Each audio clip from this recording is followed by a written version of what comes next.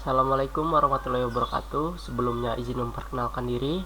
Nama saya Ronaldo Rizky Dermawan dengan NPM 2053025001. Pada video kali ini saya akan menyelesaikan tugas keamanan sistem komputer terkait membuat sebuah rangkuman dari minimal 10 tools aplikasi yang dapat digunakan untuk mempelajari sebuah sistem computer security.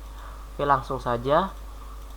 Untuk tools yang pertama di sini saya menggunakan Malwarebytes. Jadi Malwarebytes ini merupakan sebuah software antivirus yang berguna untuk mendeteksi virus yang masuk.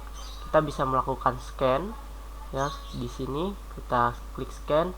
Kemudian setelah selesai kita lihat laporan atau report dari hasil scan tadi.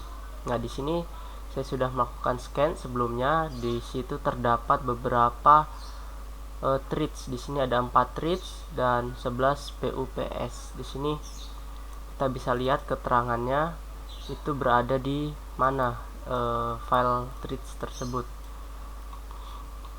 Nah, untuk hasilnya juga bisa di-download. Di sini saya sudah download. Di situ ada keterangan bahwasannya file-filenya itu terletak di folder C, user, Aldo, app data, sampai seterusnya. Selanjutnya saya menggunakan tools Harddisk Sentinel. Nah, tools Harddisk Sentinel ini berguna untuk melihat seberapa kuat performa dari harddisk kita, dan kita juga bisa menilai temperatur dari harddisk yang ada di komputer kita. Di sini terpantau harddisk yang saya pakai itu berada di kisaran 40 sampai 49 derajat untuk ini temperaturnya. Kemudian untuk kesehatan dari harddisk itu di sini terlihat ada 94% dan 100%, yang menandakan bahwasannya harddisk ini masih layak untuk digunakan. Selanjutnya yaitu ada Windows Defender. Windows Defender di sini berfungsi untuk melakukan pencegahan terhadap virus-virus yang akan masuk. Selain menggunakan Malwarebytes, di sini juga saya menggunakan Windows Defender bawaan dari Windows itu sendiri. Nah, kita bisa melihat di sini ada settingan firewallnya, kemudian virus apa saja yang masuk. Di sini biasanya Windows itu akan memunculkan notifikasi seperti ini, virus and threat protection. Kemudian kita klik, dia akan otomatis melihat virus apa saja yang terdeteksi atau file apa saja yang mencurigakan. Oke, untuk selanjutnya di sini saya menggunakan Nmap untuk keamanan komputer.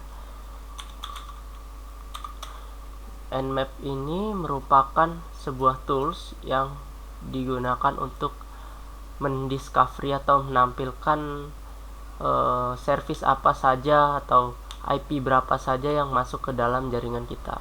Di sini saya misalkan saya masukkan IP address dari router saya 192.168.1.1, kemudian saya klik scan dan kita tunggu sebentar. Nah, di sini akan muncul keterangan discovered open port 443. Bahasanya di sini port 443 itu terbuka, port 53 atau DNS juga terbuka, dan port 22 ini merupakan port SSH yang terbuka. Nah, kita juga bisa lihat di sini servisnya sedang loading. Nah, selanjutnya jika sudah selesai untuk scan menggunakan Nmap, dia akan muncul seperti ini ya. Ini hostnya yang terhubung ke internet 192.168.1.1. kemudian kita bisa buka di router itu servisnya apa saja yang terbuka. Ternyata di sini ada domain, kemudian host, HTTP, HTTPS, sampai ke port adminnya, SSH juga terbuka. Nah, untuk selanjutnya tools yang saya gunakan untuk keamanan komputer yaitu Putty. Nah, di sini saya mengimplementasikan putih berhubungan dengan Nmap tadi. Kita akan coba akses port 22 yang ada di router ya. Di sini keterangannya terbuka. Harusnya kita bisa login ke router menggunakan SSH melalui port 22. Di sini saya masukkan IP hostname atau IP routernya. Nah, kemudian di sini diminta user dan password. Kemudian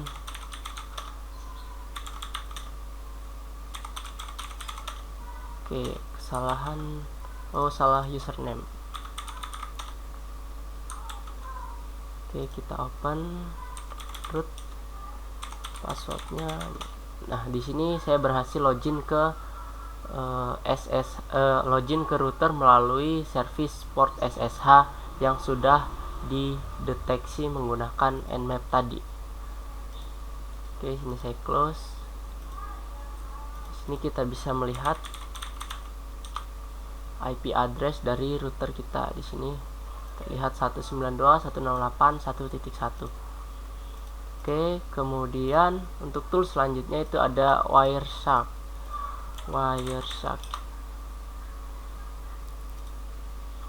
Nah, untuk penjelasan singkatnya, tools ini merupakan tools yang digunakan untuk melakukan paket capture atau menangkap paket-paket yang berjalan di internet.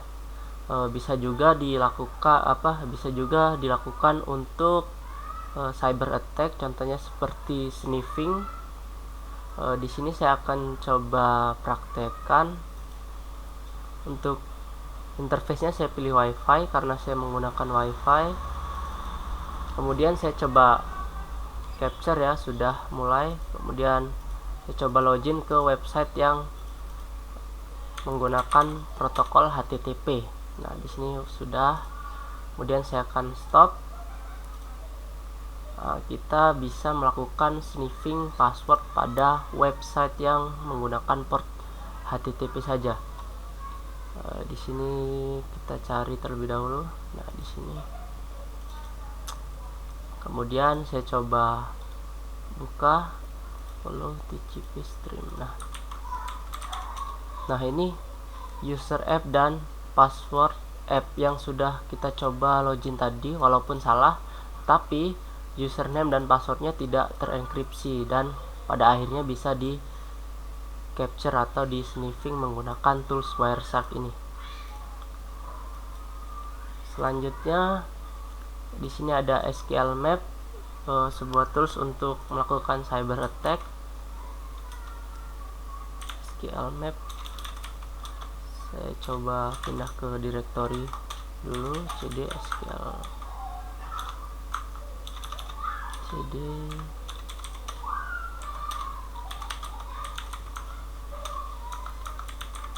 Untuk penggunaannya itu seperti ini. Kemudian saya sudah siapkan live target di sini ya. Ini hanya untuk contoh saja.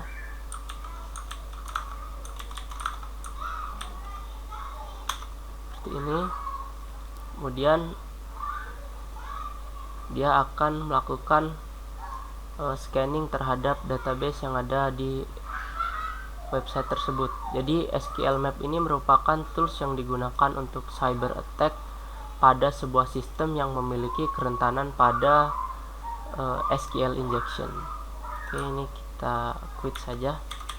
Ini untuk contoh. Selanjutnya di sini ada tools MSI Afterburner.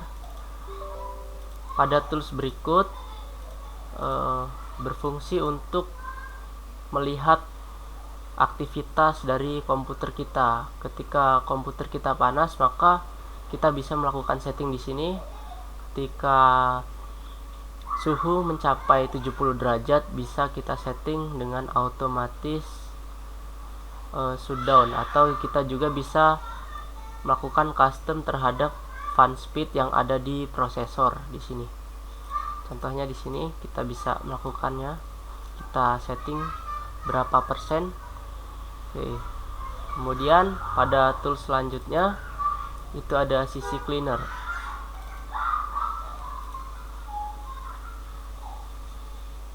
Nah, pada sisi cleaner ini itu berfungsi untuk membersihkan komputer kita dari file-file sampah seperti cache yang ada di Google Chrome ataupun file sampah lainnya. Bahkan virus sekalipun bisa kita deteksi menggunakan sisi cleaner ini. Untuk penggunaannya itu kita bisa klik pada custom clean, kemudian analyze.